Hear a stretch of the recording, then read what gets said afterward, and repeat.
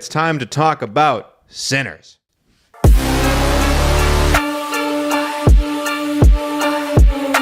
Michael B. Jordan, Ryan Coogler, Sinners. We all saw it in theaters. You can see our little snippet of a preview or a review online right now. Again, if you want more of the box office buzz, whether you're listening or watching, head to YouTube, head to Instagram, head to TikTok. Give us a like, give us a subscribe. Help this channel grow. We do truly appreciate it. And get over on that Substack and follow my main man, Kellerman, putting out some awesome content every week. But for our thoughts on Sinners, all three of us saw it. Everyone loves it. It's getting a great cinema score, Rotten Tomatoes scores. It made really good money for a horror movie, especially a period piece, whether Variety thinks so or not. We'll talk about Variety in a second. And we will be giving out spoilers nearer the end of this review when we talk about the intricate details of this movie. But overall, boys, did you enjoy your trip to the theater? Kellerman, take it away. I absolutely loved this movie.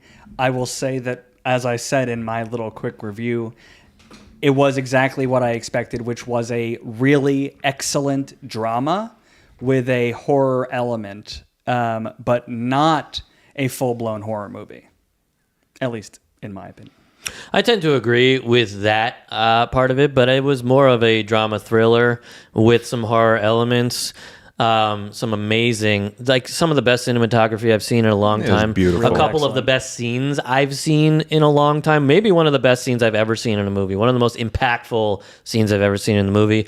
And something that people may not understand, but it's like, really about the blues.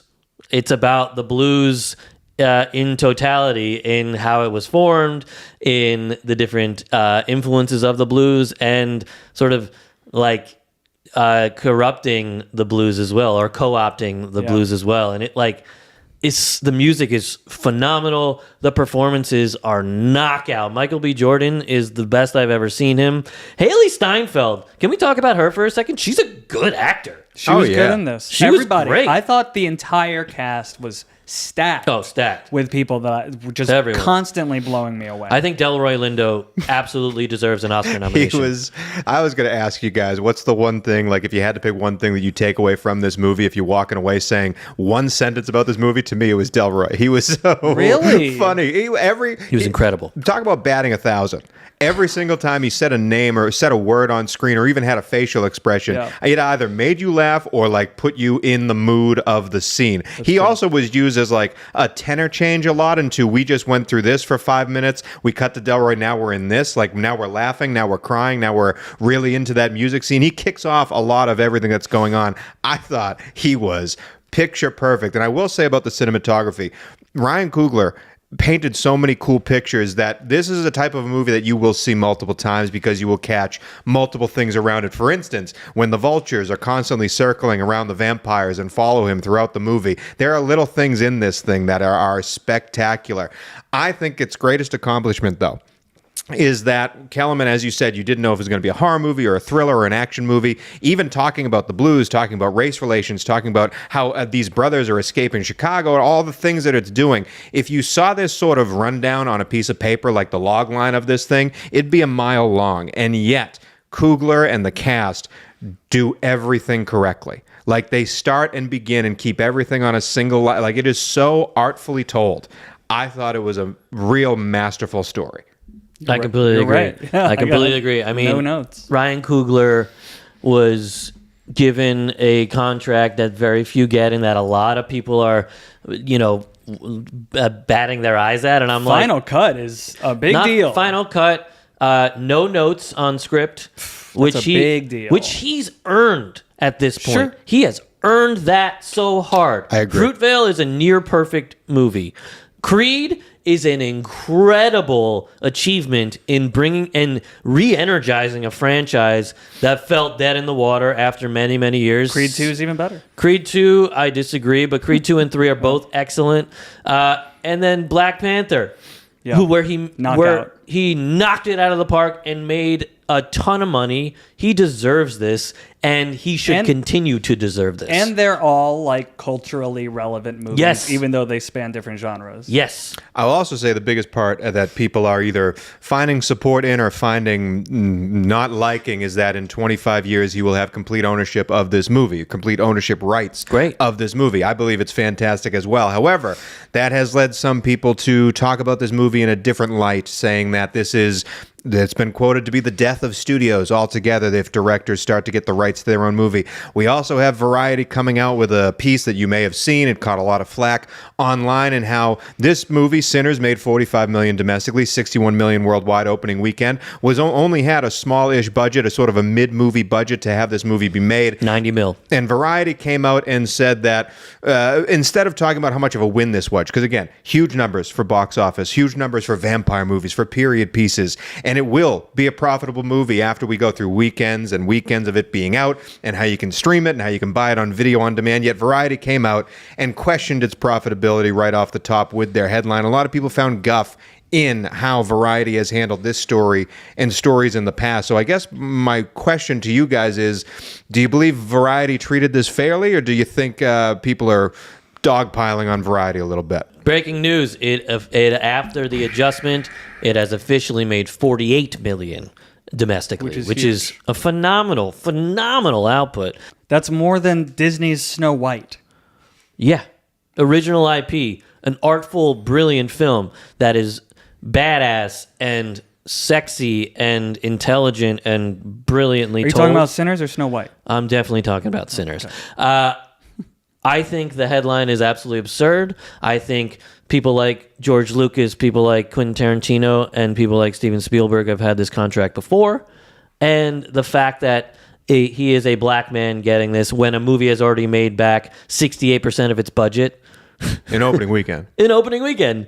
Is a ridiculous way to frame this. It should be celebrated. It should be mimicked with our great auteurs so that we continue to have cinema and original IP and stories that are just like mind-blowing and bending genres. And he absolutely deserved it, and the marketing is working, and the movie is bringing in money. Do you think, Kellerman, that Variety, this is becoming a trend with that publication? Because a couple of weeks ago, they wrote a piece, I believe it was Tatiana Siegel was the author, wrote a piece blaming all of Snow White's failures on Rachel Zegler, not talking about how Disney treated the movie, how the pre-production stuff, Gal Gadot in any way, but really tried to pin it and shape people's opinions on a certain actor or actress. And this seems to be doing the same thing, trying to tell one side of a story instead of the truth of said story. Do you think this is becoming a trend with Variety as a whole?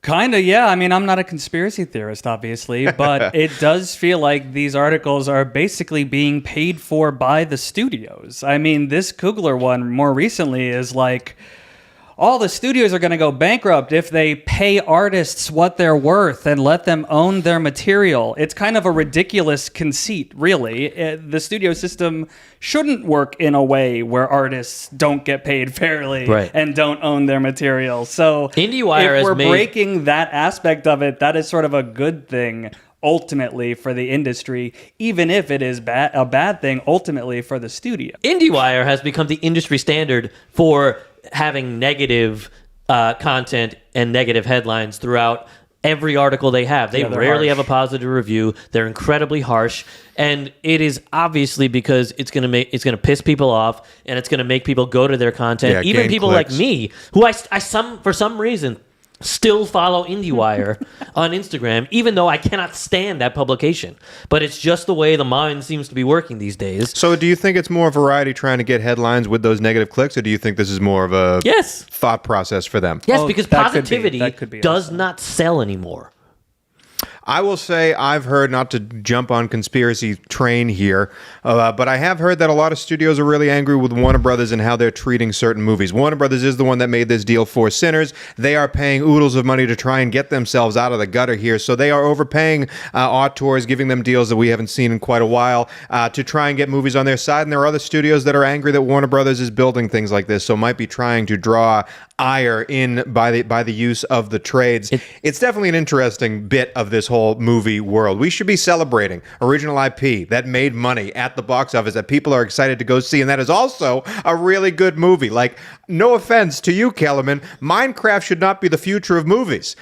Sinners should be. And so we should be celebrating that, and I'm surprised that anyone would try to dissuade that at all. Yes, somehow he shot a $90 million movie entirely on film in the way that he did. On multiple different types of film. It was which beautiful. is unbelievable. It was unbelievable. And he, for all accounts, made his days and came within budget. This guy is absolutely deserves everything that he's getting and should continue to do so. And more filmmakers deserve it. So last week we talked about the top 3 vampire movies. We've all seen Sinners. Does Sinners crack the list of Blade, Interview with a Vampire, and The Lost Boys? Yeah. Yeah. I know that. Look, I would put it above The Lost Boys. I don't know Yes. if I put it above the other two, personally. ugh. I think Sinners was a fantastic movie. I think it absolutely is the best vampire movie. I will say there are a lot of people that really think Sinners is one of the best movies they've ever seen. I don't agree with that. However, I think it pretty clearly jumps over all the best vampire movies of all time. It was a phenomenal flick. It's one of the best movies I've seen in the last however long. Because it cracked my personal top 10? I'm not sure yet, but I am very excited to see it again. And I do not give a hoot about seeing Blade or Interview with the Vampire again. And Well, that's that's kind just of how crazy. I judge an amazing movie. To me, this is the number one vampire movie for And sure. see, for me, I need a vampire movie. Like, it's not even top of mind as a vampire movie for me because the vampires are really only maybe 20% of the film. Let's go into the nitty gritty of it. If you've been listening and watching this podcast, that was sort of the spoiler free section. If you have not seen Sinners, now is the time for you to wait for us next week when we talk about how bad The Accountant did in theaters. But Hold on a second. let's dive in now to an actual spoiler review of Sinners, because again, we all 3 saw this movie. Kelman, as you said, it's only 20% vampires-y. Alche, you said it's one of the best movies you've ever seen. I have some hesitancy with putting that out there because there were some things in this movie that I found a little bit flawed. However, I thought it was, as we said before, fantastically done. And the sequence where they go through the different versions of music and the different genres and generations of music, and all of that one shot sweeping around the barn was genuinely one of the coolest things I have ever seen in a movie. It was one of the most original The Burning filmmaking Barn, experiences. yeah, It was amazing, unbelievable. The dancing, we were all like, it brought me up and out of my chair. I had never seen something so impactful with music and camera simultaneously. It was incredible. And the choreography that had to go into that shot, from the incredible actors throughout and the extras throughout to the crew and just the lighting shifts that happened, it was flawless. That shot. It's been said now, because you see interviews now with all these people talking about how the stuff was made. That took months to do and then was shot in one single day. It's amazing from a technical perspective. It's amazing from a creative perspective. It's amazing from a conceptual perspective. I feel like that scene not only exemplified the theme of the movie, but also unified everybody in the theater. Yeah. Yeah. We were all kind of represented in one way or another in that one scene. It is truly just an incredible cinematic moment. Yeah, it was special. There were a lot of special things in There this were movie. a lot of special things. There were some things, even as a filmmaker, and I know how special effects work, there are some special effects in it that I don't really know how they accomplished as well as it was. The way in that opening shot of The Michael two of B, them handing the cigarette back and forth. passing the cigarette back and forth, is an Unbelievable. incredible It was gorgeous. I mean, obviously Michael B. Jordan's a beautiful man, but like the shot itself, It was very pretty. so special and cool and made so much sense. And he smoked the cigarette differently with both characters, like these subtle nuanced and its moments. effect you might not even realize is an effect. You know what I mean? Unless you know, even if you understand that there's only one Michael B. Jordan and they filmed it separately, you may not really understand how difficult it is for those two people who aren't actually next to each other to hand something back and forth and make that look as seamless as it did. I also heard that Coogler was talking about how he had a twin consultant on set.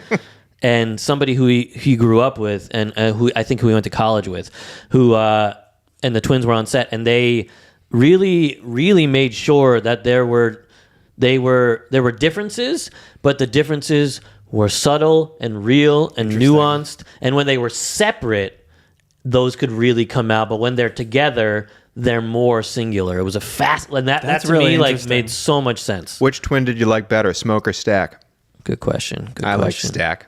I loved everything about Stack. I loved how he was the more like, you just seemed to have a lot more fun, where Smoke definitely was the one that was trying to, he was all about business. And Michael B. Jordan, I thought in both roles was excellent. I loved him as Stack. I love Stack's wardrobe, I'll tell you that. Stack's wardrobe is like incredible. Both of them. All Both the of wardrobe them. in this Yeah. movie was fantastic. Yeah. We absolutely need to talk about the introductory performance of the lead of this movie. Yeah. Sammy is the lead of the movie. Yeah. And it really, in trailers, they totally save that for the cinematic experience. This kid, Miles Caton, I believe, Caton is the way I believe you say his name. He is truly special as a musician, as an actor, just as an emotional being. The moment he's on screen, you're like, what is happening? What is his journey going to be? I was so fascinated by him, and he went toe to toe with some of the biggest actors in Hollywood and stood his ground. And his voice is His unbelievable. voice is stunning. And so The voice distinguishable. Really, Oh my God. really impactful. Really impactful, gorgeous performance. I also love that they ask him what, they've asked him recently in interviews what his dream roles would be. And he's like, well, my name is Miles. Interesting. And he wants to, Okay. Be in the little Marvel Miles universe. Davis. Be in the Marvel universe. No, Marvel universe. Oh, Miles Morales. Yeah. Yeah. Sorry, you didn't think of a musician first? He's got a great Fair voice. enough. Fair What are you enough. He talking should also about? play Miles Davis, but Miles No, he was Morales specifically was like where leading to Marvel. Miles Yeah. Morales Yeah. is where he wants to go. Yeah. Okay. Which is very cool. A little old for Morales, but okay. A little old. Yeah, Miles Morales is like a kid. He's a kid. And speaking of Miles, that character grew into a man in this movie because there were a couple of moments. This movie gets very sexual and Sure. doesn't show a lot, which I really respected with that. No. But it also has some lines that are just, they're freaky. This is a freaky movie, and I'm A-okay with that in my movies. So this movie deserves every bit of the freak that it gets. Her saying, let me go wash up, and he's like, no, I want to taste you. Oh, okay. Yeah. Miles, we're in, baby. Yeah, there was some really, really good shit in there.